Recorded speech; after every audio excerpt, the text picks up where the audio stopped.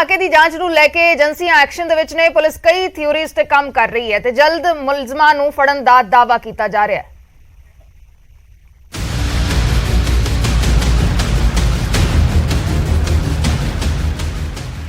मोहाली च इंटैलीजेंस के हैडकुआटर ते हुए हमले की जांच कई पक्षों तो की जा रही है। जांच टीम कई थ्योरियां ते काम कर रही है। घटना तो बाद सूबे के डीजीपी वीके भावरा समेत सीनियर अफसरां ने इंटैलीजेंस हैडकुआटर का मुआयना किया। हमले के हर एंगल नूं विचारिया गया, जिस तो बाद डीजीपी ने कहा कि यह हमला साडे लई चुनौती है, पर उन्होंने इस मामले दे विच कुछ लीड भी मिली है अते जल्द मुलजम सलाखा पिछे होणगे।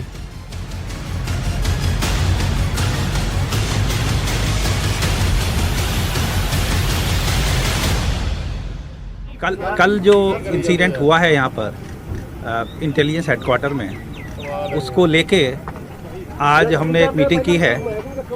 इंटेलिजेंस के ऑफिसर हैं और ज़िला पुलिस के एसएसपी साहब और डीआईजी साहब हैं। इस केस को ट्रेस करने के लिए हम लोग पूरे एफर्ट्स कर रहे हैं। हमारे पास लीड हैं और जल्दी ही हम इस केस को सॉल्व कर लेंगे।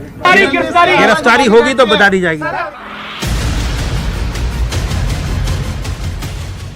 इस हमले के तार दहशतगर्दां अते गैंगस्टरां दे नाल भी जुड़ते नजर आ रहे हैं, क्योंकि दफ्तर की जिस तीजी मंजिल नूं टारगेट किया गया है, उस मंजिल ते ओकू, इंटैलीजेंस अते एंटी गैंगस्टर दीआं टीमां बैठदियां ने।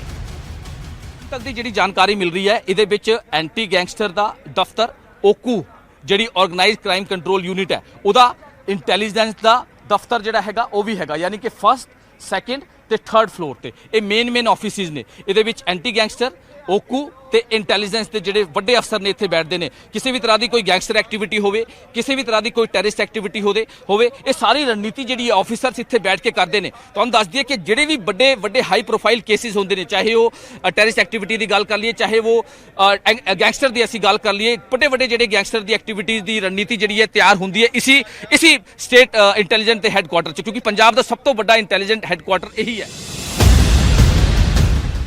मोहाली इंटैलीजेंस हैडकुआटर ते हुए हमले पिछे अतवादी साजिश होने तो भी इनकार नहीं किया जा रहा, क्योंकि इस हमले का मकसद इंटैलीजेंस दफ्तर नूं तबाह करना हो सकता सी। RPG का इस्तेमाल दहशतगर्दी वारदातां विच हुंदा है। अतवादी हमला अक्सर फौज अते पुलिस हैडकुआटरां दे नेड़े हुंदा है, तां जो सुरक्षा एजेंसियां नूं नुकसान पहुंचाया जा सके। पिछले कुछ समय तो पंजाब अते गुआंढी सूबਿਆਂ ਦੇ ਵਿੱਚ खालिस्तानी सरगर्मियां वधियां ने। पाकिस्तान ਦੇ ਨਾਲ लगदे सरहदी इलाकों ਦੇ ਵਿੱਚ ड्रोन की हलचल देखी गई है।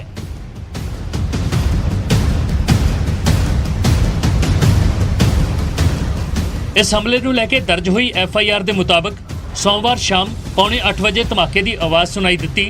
तीजी मंजिल के एक कमरे में धमाका होया। कमरा नंबर 41S के विचों धुआं निकलिया। कंध नाल वज के RPG शीशे तोड़ के कमरे के अंदर गया और कमरे की छत नाल टकरा के थले पई कुर्सी ते डिग्या।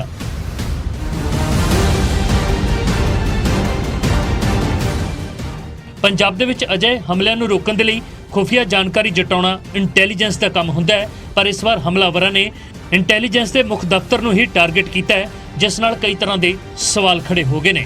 सवाल है कि खतरनाक विस्फोट आया कित्थों, इंटैलीजेंस के हैडकुआटर के नेड़े RPG किवें पहुंचिया, कि इंटैलीजेंस के हैडकुआटर की सुरक्षा दे विच वड्डी कुताही हुई है, कि यह हमला इंटैलीजेंस एजेंसियां की नाकामी का नतीजा है।